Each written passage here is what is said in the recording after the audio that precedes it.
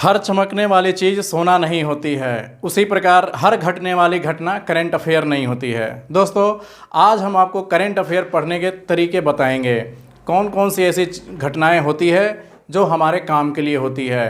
तो मगध IAS आपके लिए लाया है करंट अफेयर की एक नई सीरीज, जो हम 1 जनवरी 2020 से प्रत्येक 10 दिन के अंतराल पर के घटनाओं को हम एक एक दिन पर लाएंगे।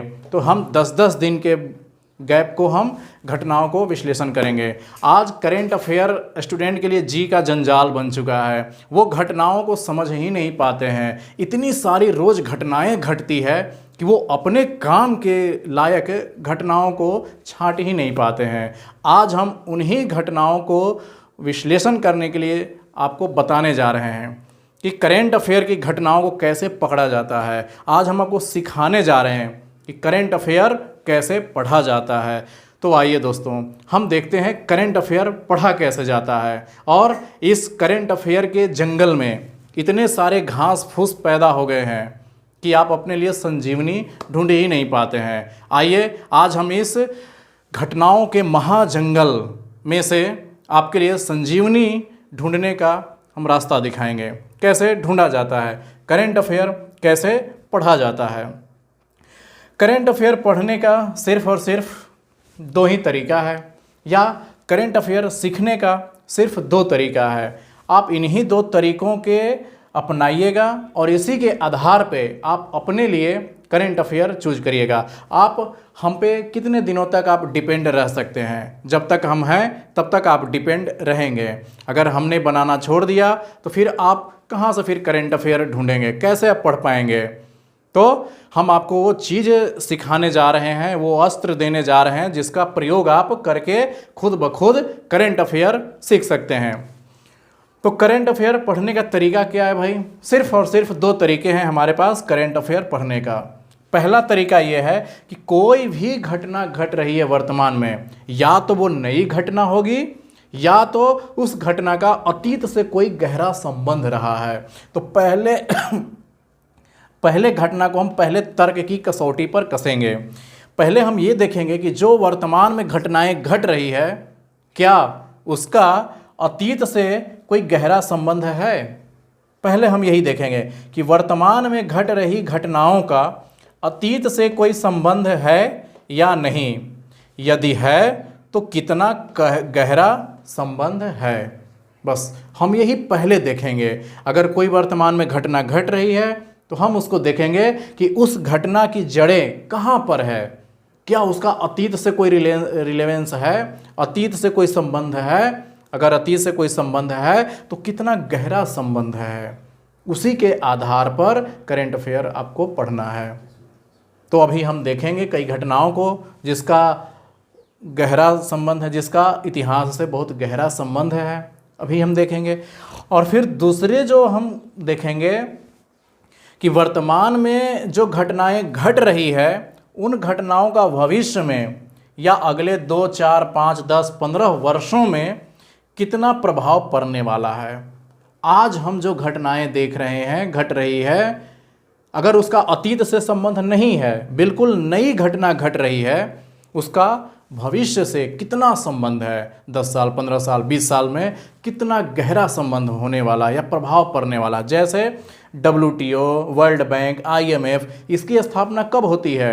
1945, 46, 47 में स्थापना होती है।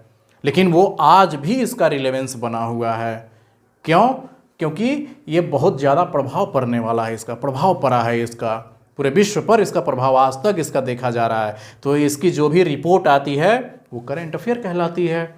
तो हमें ऐसे ही चीज़ों को ढूंढना है कि कौन सी ऐसी नई नई घटना घट रही है जिसका भविष्य में बहुत ज़्यादा प्रभाव पड़ने वाला है। या अगर नई घटना नहीं है तो उसकी पुराना संबंध कैसा है, अतीत से उसका कितना गहरा संबंध है। इन्हीं 2 कसौटियों पे आपको कसना है, और अगर इन दोनों कसौटियों पर खरा उतरता है तो वो आपके लिए इम्पॉर्टेंट है। खास करके सिविल सर्विस के लिए, IAS, BPS, UPPCS, कोई भी स्टेट का सिविल सर्विस आप दीजिए, इन्हीं 2 कसौटियों पे आपको कसना है।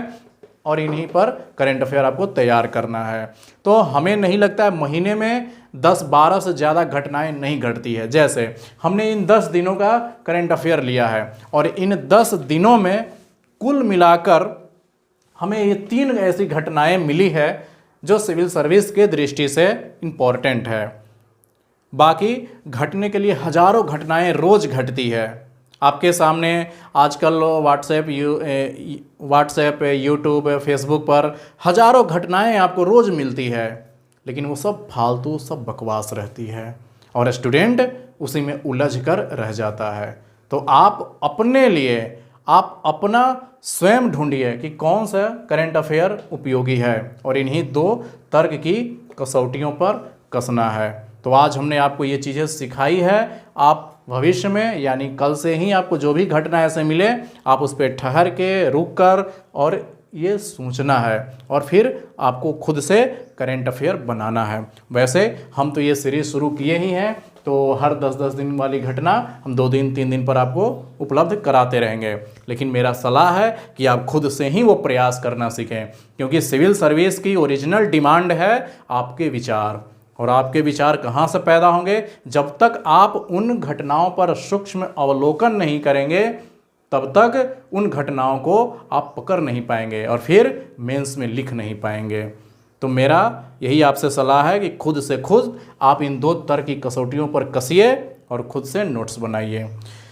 चलिए आइए अब हम देखते हैं कि इन 10 दिनों में 1 जनवरी से 10 जनवरी के बीच में वो कौन कौन सी ऐसी घटनाएं घटी है जो हमारे एग्ज़ाम के पॉइंट ऑफ व्यू से इम्पॉर्टेंट है। अभी 1 जनवरी 2020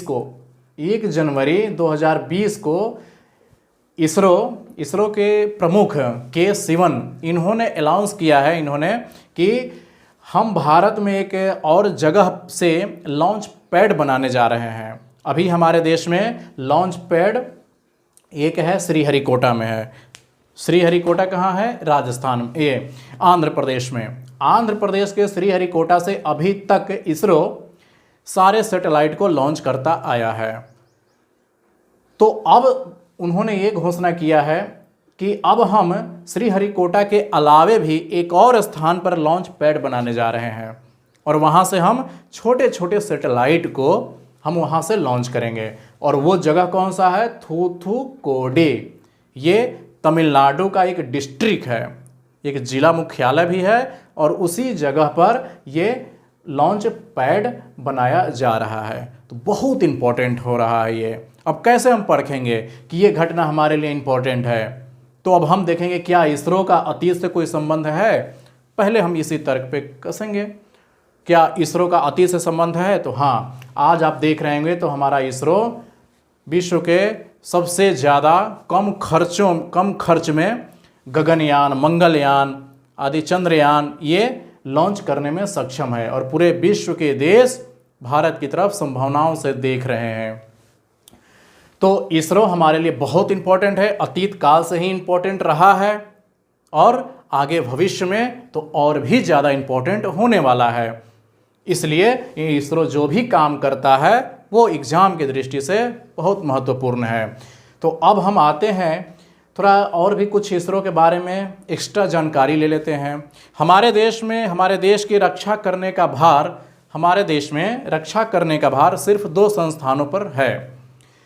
हमारे ये 2 ऐसे संस्थान हैं, इसरो और DRDO, जो हमारे सेना को इक्विपमेंट या सैन्य उपकरण मुहैया कराते हैं।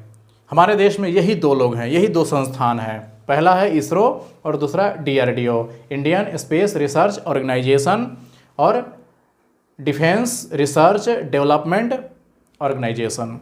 ये 2 ऐसे संस्थान हैं जो हमारे देश को, सारी सेना को हथियार मुहैया कराते हैं। अब हम ये देखेंगे इसरो क्या बनाता है।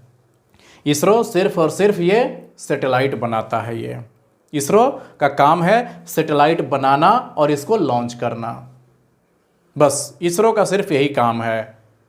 जबकि DRDO का काम क्या है? मिसाइल बनाना। तो मिसाइल और सैटेलाइट ये दोनों में ज़मीन आसमान का अंतर है। तो सैटेलाइट जो उपग्रह छोड़े जाते हैं पृथ्वी से बाहर, छोड़े जाते हैं वो सैटेलाइट कहलाते हैं, जो पृथ्वी के चक्कर लगाते हैं, और मिसाइल वो होते हैं जो किसी भी चीज़ को नष्ट किया जाता है वहाँ पे।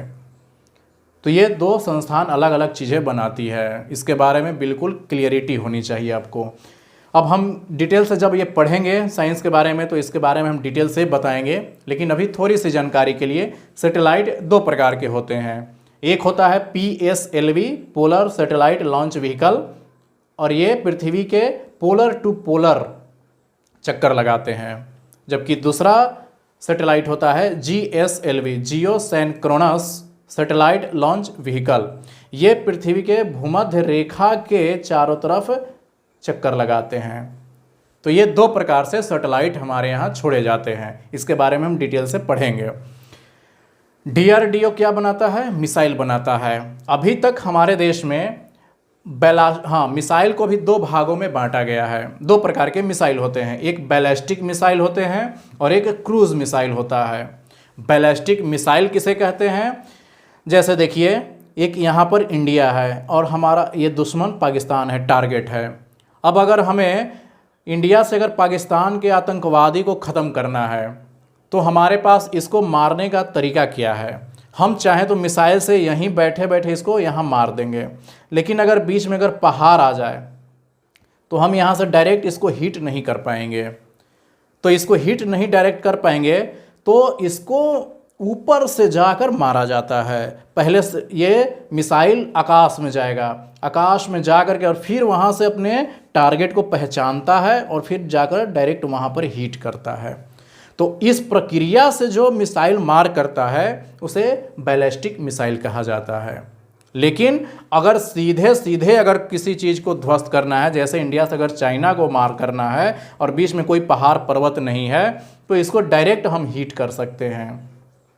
तो इस प्रकार से जो सैटेलाइट ये जो मिसाइल मारे जाते हैं वो क्रूज मिसाइल कहे जाते हैं। तो हमारे यहाँ ये दोनों प्रकार के मिसाइल बनते हैं।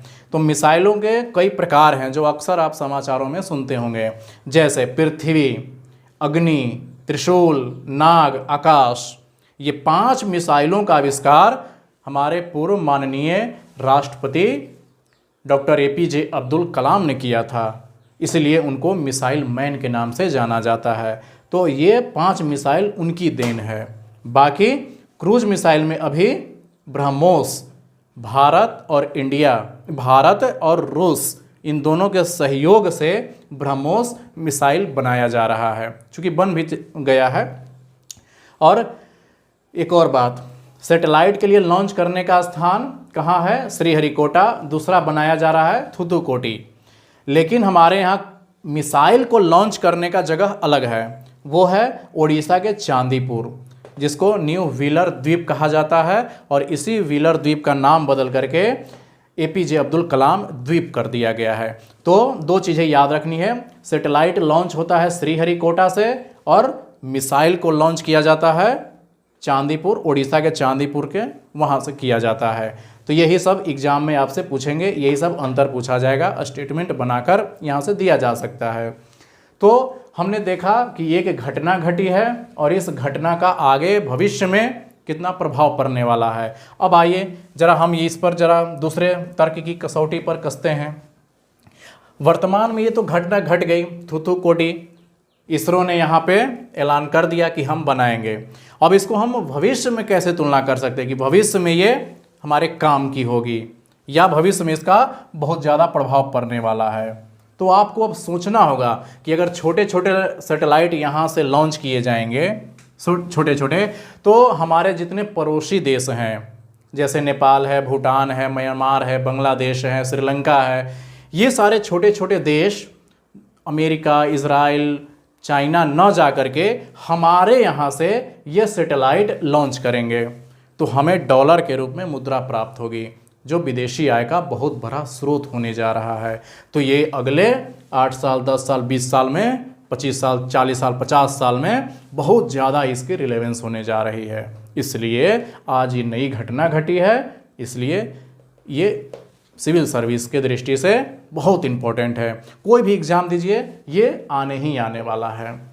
तो इसके बारे में आपको पता होना चाहिए, इसके लोकेशन भी आपको पता होना चाहिए कि इंडिया के कहाँ पर है तो इंडिया में यहाँ तमिलनाडु के पहले तुतीकोरिन एक बंदरगाह था, तुतीकोरिन जिला, उसी जिले को नाम बदल करके थूथुक्कोडी नाम रख दिया गया है। तो ये डिस्ट्रिक्ट भी है और जगह भी है।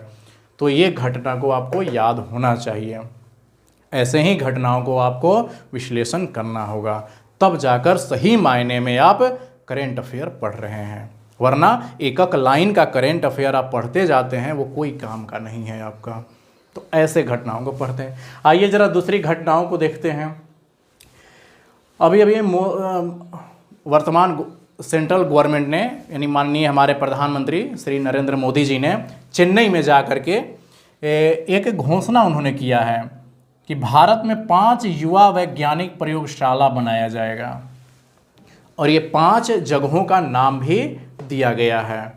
बहुत ही इम्पोर्टेंट है, ये नई घटना घट रही है, इसका अतीत से कोई संबंध नहीं है, लेकिन भविष्य में इसका बहुत ज़्यादा प्रभाव पड़ने वाला है इस घटना का।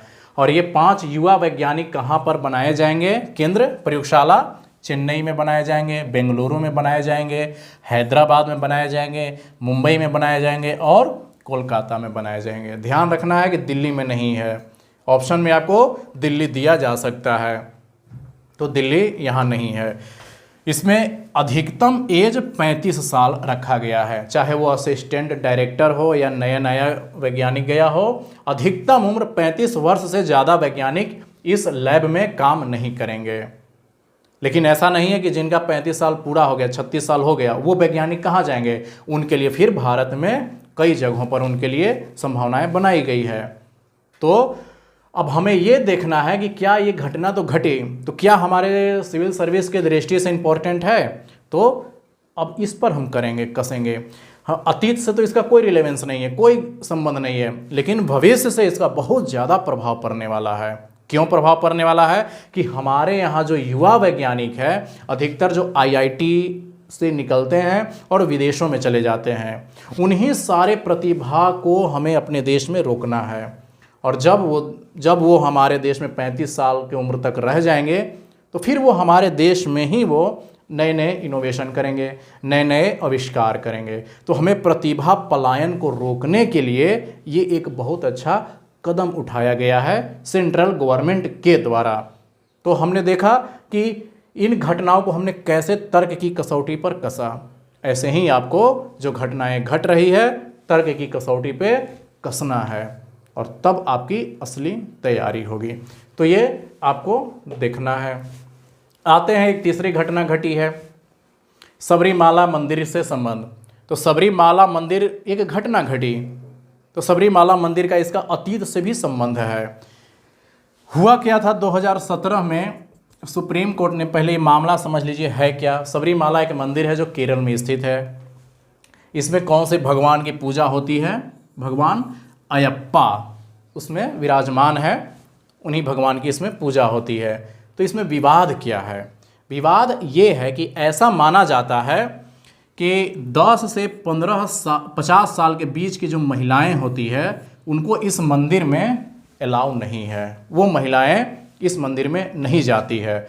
तो 2015 से ही इस मंदिर में प्रवेश के लिए महिलाओं का आंदोलन चल रहा था। इसी में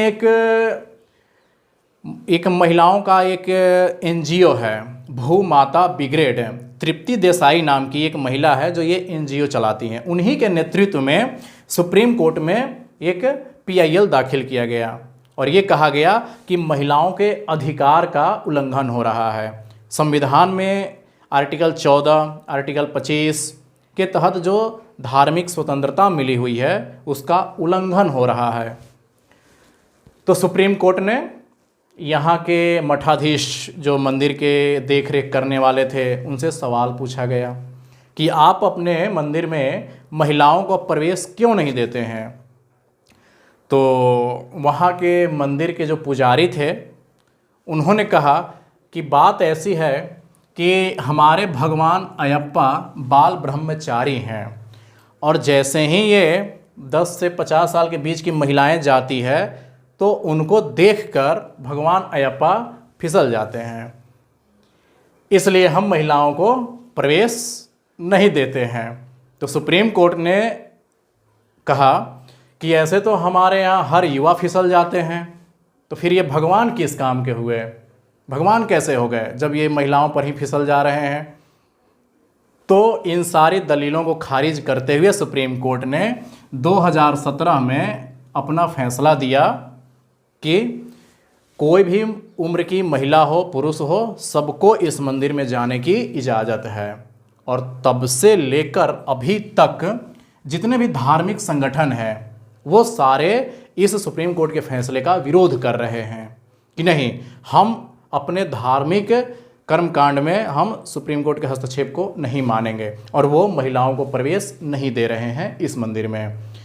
तो उसी पर पुनर्विचार याचिका दाखिल की गई है, और पुनर्विचार याचिका दाखिल की गई ताकि सुप्रीम कोर्ट अपने पूर्व में दिए गए फैसले पर फिर विचार करे और फिर ये आदेश दे कि महिलाओं को प्रवेश न दिया जाए।